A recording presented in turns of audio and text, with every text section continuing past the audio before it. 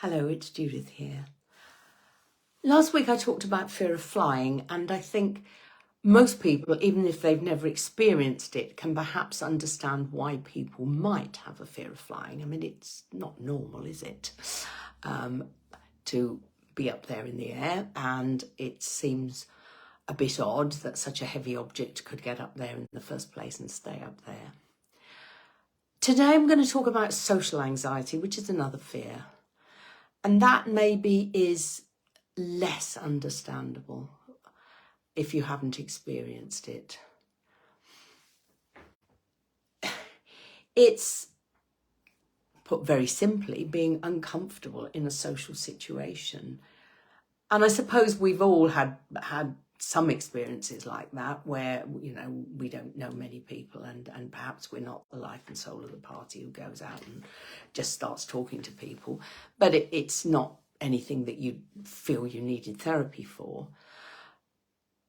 For people with treatable social anxiety, mixing with anybody apart from a small core group, which is often limited to their close family, is absolute agony. And mainly the fear is about what other people are thinking about them. So there's a fear about people judging them, and therefore a fear about doing something that would be embarrassing and people might think, oh, what an idiot, or whatever they're imagining in their minds. So it is an absolute debilitating fear and a very limiting fear. Can you imagine not being able to go out except with your immediate small family members, not being able to go to any social event, not being able to enjoy the things that you enjoy doing? Can you imagine that? Just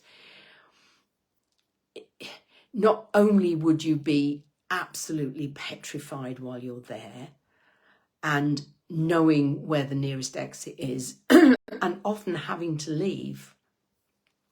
I worked with somebody once who was a smoker, and she said she smoked far more when she was in a social occasion because it was a good reason for leaving the room and going outside, and that's really what she wanted to do.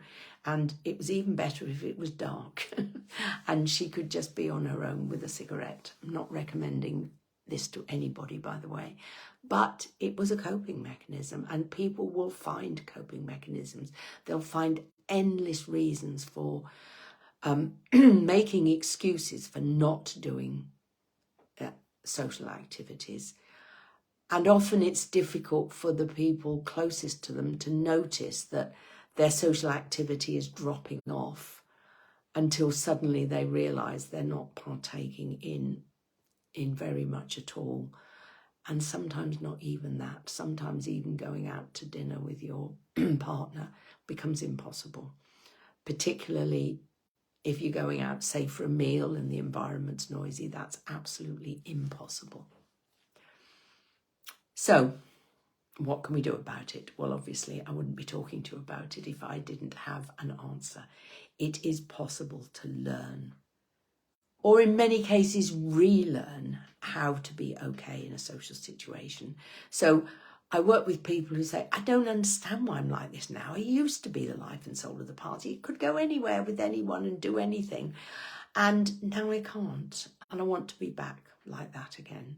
So it is possible to learn or to relearn how to be okay in a social situation, so that you can gradually expand the amount of things you're doing and enjoying. And this came up today because I was contacted by somebody who is in a pretty desperate state, and if left untreated, it can get quite desperate, i.e., I don't ever want to leave the house because this is my safe place. And out there, even if I'm with a close family member or you know, my whole small family, there are other people out there and I don't want to be with them. So even with the protection of close family, I can't do it. And I just want to stay here and not leave the house. Except they can usually go to work, so it's not a complete lock-up. But that's it. I can do the things I know how to do. I can go to work. I know those people. I can work with those people. But anything else, I can't do. And that is no place to be. So if you are suffering from social anxiety or know someone who is, take action sooner rather than later, because it generally never gets better on its own. It only gets worse. Okay, and as always, you know where I am, and I'm really happy to talk to anybody who's worried about themselves or somebody else and explain how I can help. And that's it for today. I hope you're enjoying life at the moment and able to go out and socialise. But if you're not, do something now. Take action. And it could all be very different in a few weeks' time. So, take care of yourself, and I will see you again next week. Bye.